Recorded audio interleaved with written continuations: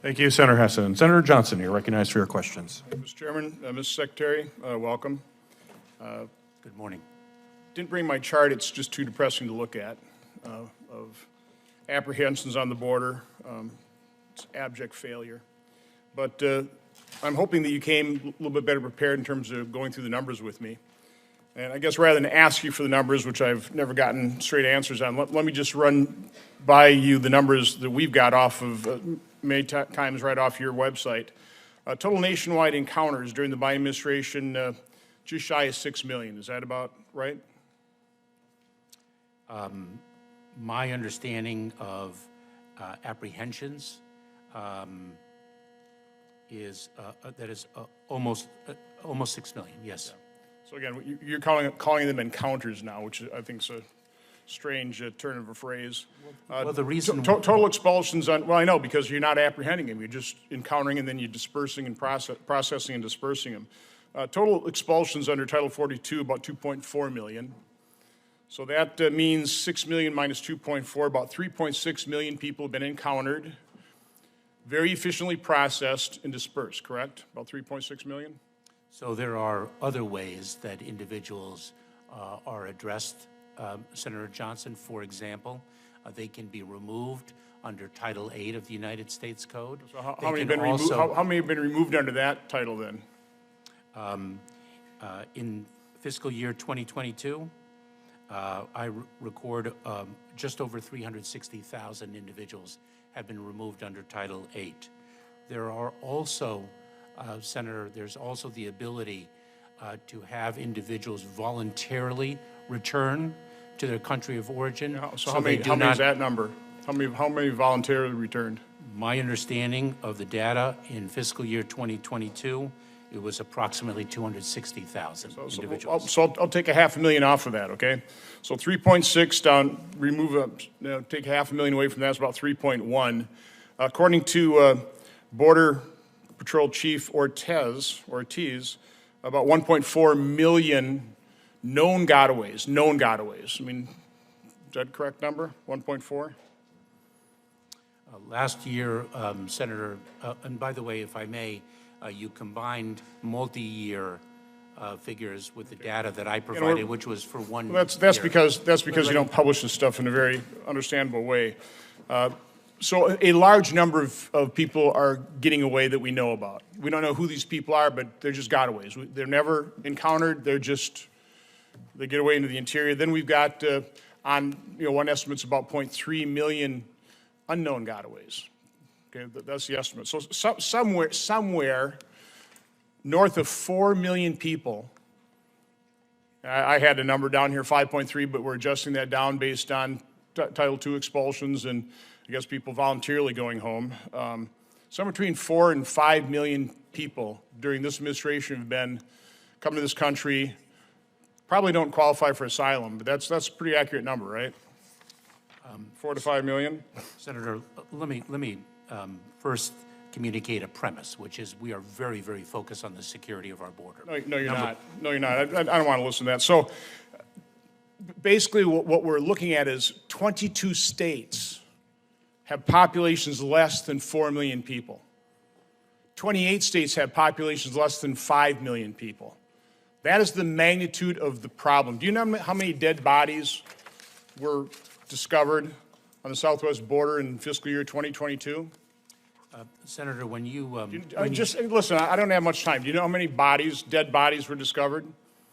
Senator, this is precisely why we are seeking to do you know, make sure... I'm not looking for a, do you know how many dead bodies were discovered in 2022? What's the number?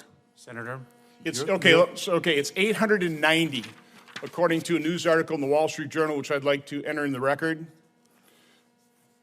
I'd also like to, can you enter that in the record? Well, without objection. Thank you. I'd also like to enter into the record a couple of New York Times articles, oddly enough, written by Hannah Dreyer. This one is published on February 25th, 2023. It's titled, "Alone and Exploited, Migrant Children Work Brutal Jobs Across the U.S." I just want to quote from this article, "But as more and more children have arrived, the Biden White House has ramped up demands on staffers to move children quickly out of the shelters and release them to adults. caseworkers say they rush through the vetting process. It goes on, data obtained by the Times show that over the last 2 years, the agency could not reach more than 85,000 children. Overall, the agency lost immediate contact with about a third of the migrant children. It goes on. It's going to be a business for some of these co-sponsors, said one of the people trying to place these folks, one of the caseworkers. But the caseworkers at those agencies said the HHS regularly ignored obvious signs of labor exploitation. In interviews with more than 60 caseworkers, most independently estimate that about 2/3 of all unaccompanied children end up working full-time. It goes on, as the government, we've turned a blind eye toward their trafficking, says Doug Gilmer, the head of Birmingham, Alabama Office of Homeland Security Investigations, a federal agency that often becomes involved with immigrant cases. Mr. Gilmore teared up as he recalled finding 13-year-olds working in meat plants, 12-year-olds working at suppliers for Hyundai and Kia, and children who should have been in middle school working at commercial bakeries. Mr. Secretary, do you know how many young girls are sex trafficked? Are you following any of those cases? Do you have HSI investigating that form of involuntary servitude because of your open border policies? Senator, our Center for Combating Human Trafficking presents one of our greatest priorities within the Department of Homeland Security. It is precisely why I've taken two important steps. Number one, identify for the first time human trafficking and child exploitation as a priority for the Department of Homeland Security. Number two, but you are failing miserably. 4 to 5 million people, 1.4 million unknown gotaways. We have no idea who those people are, what kind of security they risk. You're not giving me any stats whatsoever in terms of the number of people that are human trafficked, how many young girls are sex trafficked. You don't have a clue. You wouldn't even answer how many dead bodies, which is very well documented, at the border.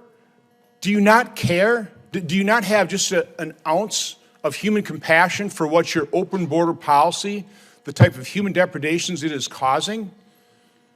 You just sit there looking with a blank look on your face. And you're saying it's a priority. If it's a priority, how did we let 4 to 5 million people in this country in a little more than 2 years? 4 to 5 million people. The population of 20 to almost 30 states. And you're saying this is a priority? Mr. Secretary, you ought to resign. Senator Johnson, Secretary, sorry, I'd like you to respond to. Well, I have a number of responses. The senator mischaracterizes our policies with respect to the security of the southern border. The senator, of course, disparagingly mischaracterizes our commitment to address human trafficking and the exploitation of vulnerable individuals, including children. And the senator misstates the data because he confuses encounters with unique individuals. But a number of things I'd have to say in addition to the senator's statements, and I would look forward to doing so, Senator Johnson, subsequent to this hearing.